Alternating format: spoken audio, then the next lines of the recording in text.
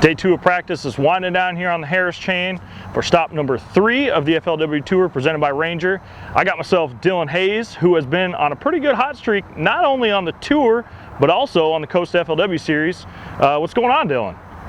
Man, we're down here in Florida. This is my first time to ever, really first time I ever come to Florida ever, besides the beach when I was younger.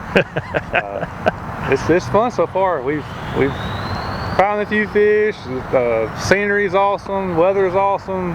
It's been fun. Things are going pretty good. It's going good.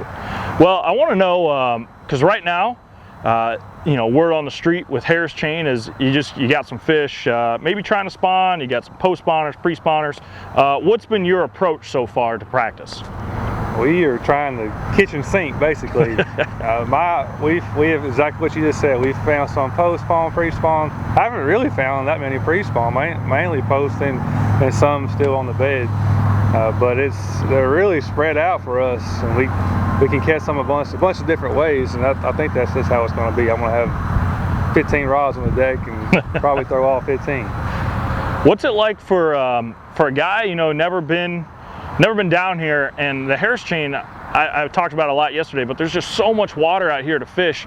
What's it like for someone like you to try to, cram it all in 3 days? That's a very good question. I asked myself that when I started, how I was going to do this. And I mean, you try to do a lot of research before you come, and you just try to fish your strengths. I think when you come to a place like this, you can't cover everything. And, I mean, no way.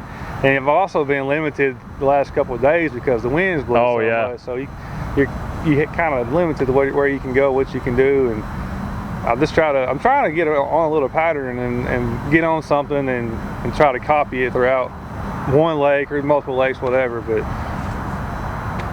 we'll continue to try to do that tomorrow. Well, this might be a little too much, but I kind of want to know, if you could have it your way in this tournament, how would you want to catch these fish? I don't know. I've seen some on the bed that I would like to catch. So then I would want it slick and bright. But I caught some today in the wind as well. So I'm comfortable either way. I think you have to be, because on a 4-day event, because it's not going to be the same way every day.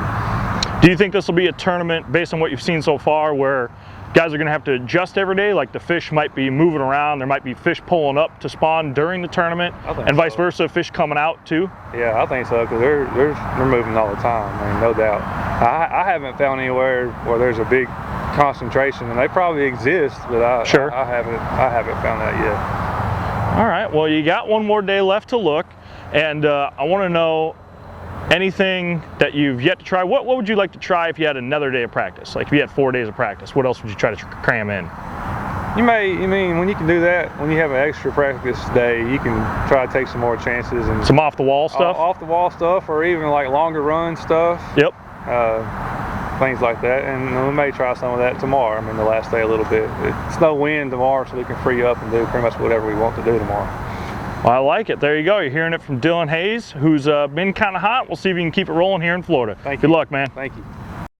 The bugs are out. We're rolling right along here. I got Mr. Greg Bohannan standing with me. And Greg, when I think of you and I think of Florida, I can't help but think of possibly the greatest fish catch footage we've ever seen from Okeechobee a few years ago, man. Man, that was a good one. I still get lots of texts and calls. Somebody posted on my Facebook page at least 2 or 3 times a year. The last time I looked, I think on the FLW side, it's got 258,000 views. It's got a lot of looks at it, for sure. If I could relive that day, that was an awesome day. It really was. Well, that was my segue. I want to know, have we relived that at all yet? I have relived it a couple times. Not quite that intense as that particular bite was. And if you haven't seen it, what Kyle's talking about is a big, easy bite where a 5-pounder blows up at my feet. And you should definitely watch it. Yeah, and you should watch it. It's worth seeing. I haven't had that kind of success down here. We are in Florida, and I think it's going to be typical Florida. A couple big bites going to go a long ways. Be lots of limits down here. I have seen a couple big fish, so you just have to get lucky and get those 1 or 2 big bites each day, to have a good tournament. You're one of our tour veterans. You've been to Florida a lot, but what's your experience like here on the Harris chain? I've never been here. The first time I laid eyes on it was a couple days ago, when first day of practice, and it's not like in Okeechobee where you have those miles and miles of grass beds, and where you can just cover a lot of water in the grass, and so it's a little bit different, but hey, it's got them. If you look at the tournament results, it's got big fish, it's got some numbers, and so it's going to be a good event. Going to be a lot of fish caught, and we're going to see a couple giant stringers. I've heard a lot of guys kind of compare it to like a Toho Kissimmee. Yeah. What's your take on that? Yeah, I've been to Toho twice, and that's what that's kind of what it reminds me of. Now, Okeechobee's just kind of one of those unique animals. I've never been anywhere quite like that, but yeah, this is a lot like the Central Florida lakes right here. Well, the wind has kind of been a big factor here in practice. It seems like it's got guys bunched up pretty good. Has it hampered anything you wanted to do in practice so far? Well, it has a little bit. You've had just fish. I mean, whatever direction that wind is blowing, you can't fish that into the lake. Right. I mean, it trashes it. It makes the water murky, and the fish just don't bite when it's like that. And so, yeah, it's bunched us up some. And so, hey, tournament day may be a whole new thing. I think they're calling for a different direction on wind. Yeah. Quite a bit less wind, and so hey, people will probably, guys that are not catching will probably experiment in some areas they hadn't been in and catch them in those areas. Also, the warm weather here in Florida through the winter has kind of been another big story.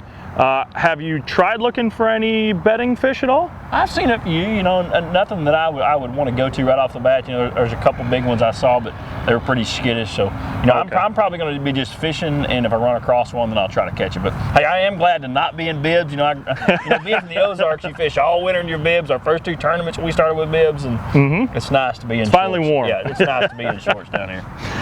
Well, the final thing I want to ask you is, man, you can make some long runs here and eat up a lot of time, but some of the lakes you can run to, it can pay off pretty quick.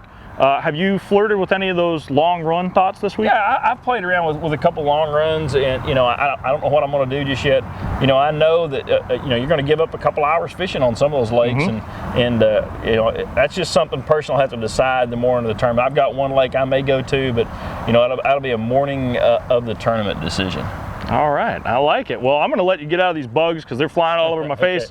We'll let you get back in the truck, get rigged up, and get at them tomorrow. Thank you, buddy. Appreciate it.